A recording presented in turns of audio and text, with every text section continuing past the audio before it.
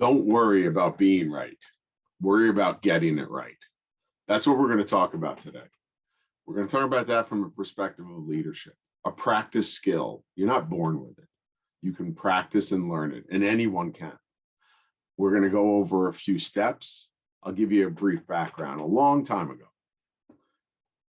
leadership was thrust on me out of necessity. I had to take over a company after a series of debacles.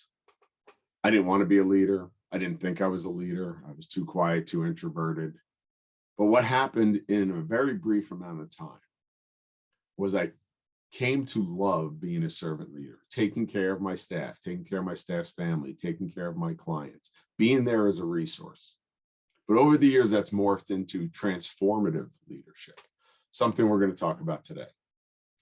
Our job as leaders and managers is to transform people, to make them better than they think they can be, to let them reach beyond, to give them ownership, to give them a place at the table that's trusted, respected, and listened to.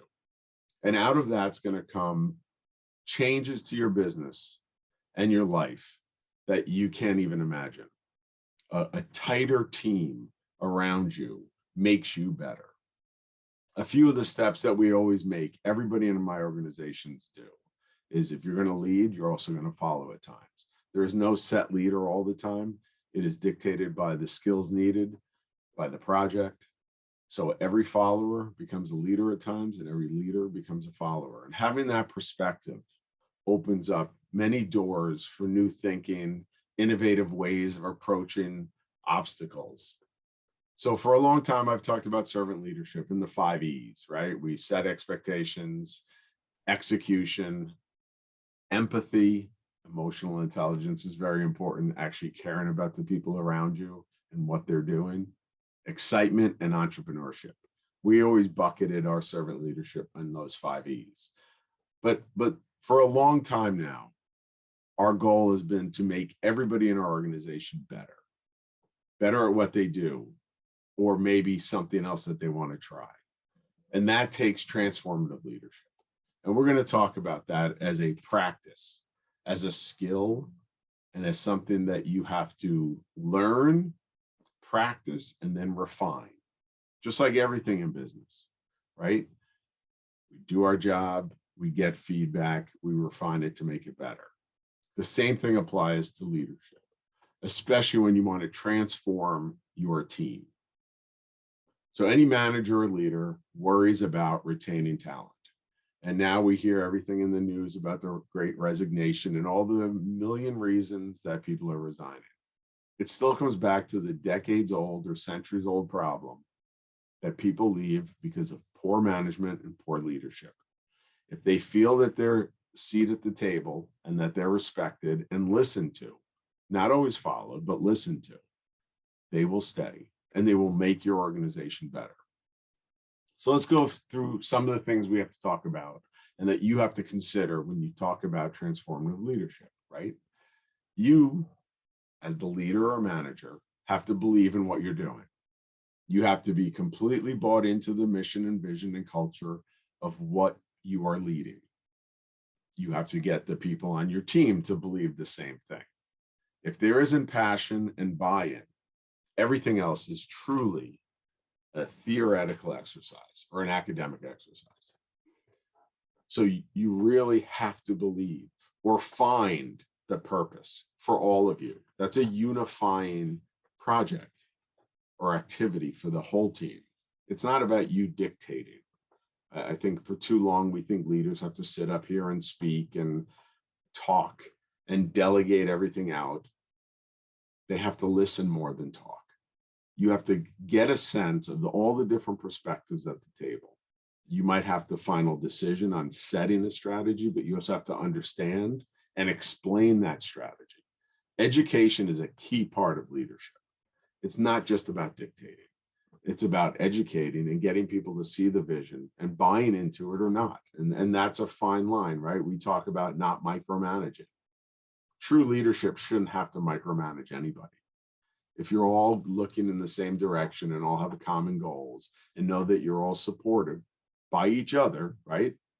From the newest member to the senior member, if you feel that it's a real team, real camaraderie, and a real culture of team, then everything else becomes fairly second nature to everybody involved. They know their job. They know that there's open lines of communication. They know that they'll be supported, and they don't worry about making mistakes because they have team to protect them.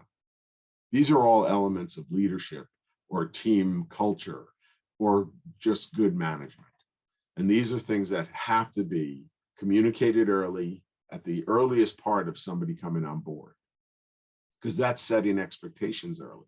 If you're setting expectations early and people know where they sit in your organization and they understand what the goals of the company or project are, then everything else becomes a very empowering and supportive communication and discussion later on. And you're going to find new solutions and innovative ways of doing the same old thing that's going to improve the team, it's going to improve the business, and it's just going to make for a better holistic approach to what work-life balance and whatever that is. So let's go through some of the steps. So we talked about passion. We talked about, we haven't touched on it completely, but we should talk about, if you're going to lead a project, you need to leave ego at the door. You need to put away all the vanity. We've seen more companies go under because of ego, more partnerships ruined because of ego than anything else. Drop the ego. Listen. Become a learner. Instead of trying to get your point across, listen first.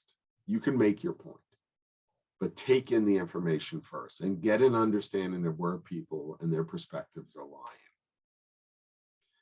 As a leader, you need to come to those clear goals. Unclear goals do not help anybody because everybody's just running around trying to be active. We hate busy work. I've always talked about busy is not successful. No ego, clear goals, and a clear path of where we all want to go together and what do we want to do. Those are important before you jump into this leadership or management stage. Preparation. If you're not prepared, people are going to follow that. You need to lead by example all the time, and that's not anything new. But I always see a lot of managers and leaders come in semi-prepared. You need to understand more, or at least at a higher level, every piece of your business or team, so you can have real conversations with them. Preparation, and that's a 24-hour, 7-day-a-week job. You need to show up knowing more, or at least being aware of every facet of your business or team project. Without that, it's very hard to have the most important part of this transformative leadership, open and honest communication. If you can't have a conversation with peers and you're either talking down to them or letting them fill all the missing pieces in a conversation, then there's really no true coming together as a team. And you're not transforming them. You're dictating to them. Preparation, open and honest communication. Communication means listen more than talk. Those are key first preparatory stages of assuming any management or leadership. When we come into organizations, our first time on the ground with them is not telling them what we think. It's asking them questions and letting them tell us, because they are our experts. If you treat your team as the experts, that's going to open up new pathways of communication and new solutions to what you're working on much faster than any other way. We do a lot of sales leadership, and a lot of times the new sales leader comes in and gives the rah-rah speech and talks at the people without knowing who they are. Know who your team is. Know what their goals are. Their goals become your goals in transformative leadership.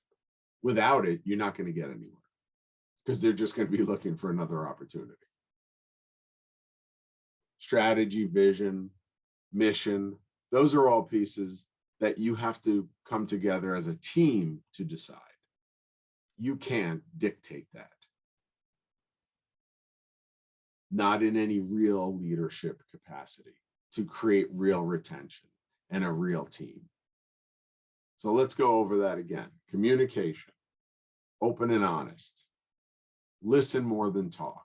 These are things that we've heard for a long time and very hard to put into place unless you go back to the first phrase I said when this talk kicked off. Don't worry about being right. Worry about getting it right. Because if you get it right, the sky's the limit for you and your team. And you're going to see them blossom and actually take some of the work off your shoulders, because you don't need to micromanage them. You don't need them to hold to quotas, because they're going to hold themselves to the quotas. They're going to hold themselves accountable. Accountability works across any kind of leader, manager, team, company. If you don't hold yourself accountable as much as you hold your team, then you shouldn't be leading them, because you all have to be at a certain level on the same playing field, because you're on the same team, playing the same game, which is whatever game of business you're in. We talked about empathy. That's the one I'm going to carry throughout, even in our servant leadership conversations. Emotional intelligence is as important when dealing with people as any other intelligence that you're going to bring to the table. Understanding what makes them motivated, what makes them tick, what's important to them outside of the business is just going to allow you to have an understanding on how to motivate them, how to push them when they don't want to be pushed, how to let them think beyond what they think they should be doing. That means a lot of responsibility comes to you as a leader and a manager. And I've always said in all my conversations, usually just get a chuckle, is that Isaac Newton had it wrong. Leadership and management defies gravity, for the simple fact that if you're doing it right, all the garbage goes up to you. If you're sitting there as the leader or manager or project manager, right? It can take many forms of leadership. All the garbage comes up to you. All the positives have to be disseminated down to your team or through your team and company. That goes back to, I want to get it right. I don't want to be right. And that's why we make most people, well, everybody in our organization, follow at times and lead at times, because then you can see the true holistic way that it works in a company. Set expectations. Going back to accountability, you're still setting expectations. Being clear on expectations. What's needed, when's it needed, where you can help and where you can't help, right? We have a number of organizations that I have very smart, expert people in industries that I can't really help at all, except to give them the resources and tools that they need to do their job right. AI, quantum, we can talk about a lot of different sciences. I can lead those, or I can help lead, because my team's doing a lot of the heavy lift. But I am there to support and provide resources and to push back when things aren't going right, and to be yelled at times when I haven't done my job right. That's the open and honest communication that we talked about before. When you assume a mantle of leadership, you need to drive them and mentor them. And it's a very fine line. You need to be a sounding board, but you also have to push at times. And I love it when the team pushes back, holds me super accountable. So drive and mentor become very important across the board when you're talking about leadership. Because without it, where's the company going? We get brought into a lot of companies where nothing's happening. They can't move their culture. They can't move their business along. And we always look to the leadership. Just like we say about youth sports, right? There's no problem children. Just look up at the parents and you'll see why there's a problem. It's the same thing in an organization. And that's why we don't think there are leaders and followers. It has to be the collaborative. And without it, it just becomes too difficult. And that's why there's a lot of failure and burnout and jumping jobs. The final piece that we're going to talk about is delegation. There are jobs that people have to do, even if they hate them, just to get projects done. But I think part of that could be inspirational leadership, letting them understand why it has to be done, and probably jumping in and helping. We've had a number of projects that take people out of their comfort zone. That's what entrepreneurship is. That's what business is. You're not always going to do what you love to do to get a project done. But that's where delegation and inspiration come in. The 3 levels of leadership: operational, most people understand; inspirational, a little harder to grasp because you got to motivate the whole team to go beyond what they're doing, but also to probably go out of their comfort zone and do things they don't like. And then the highest form is aspirational, pulling other people into your universe, building a true community. But it's all about delegation, because you can't be a one-person show and be a leader. It takes the collective. So a few things. Remember to follow as much as lead. And once again, I'm going to wrap this up with, don't worry about being right, worrying about get it right. And I look forward to our next talks together. Thank you.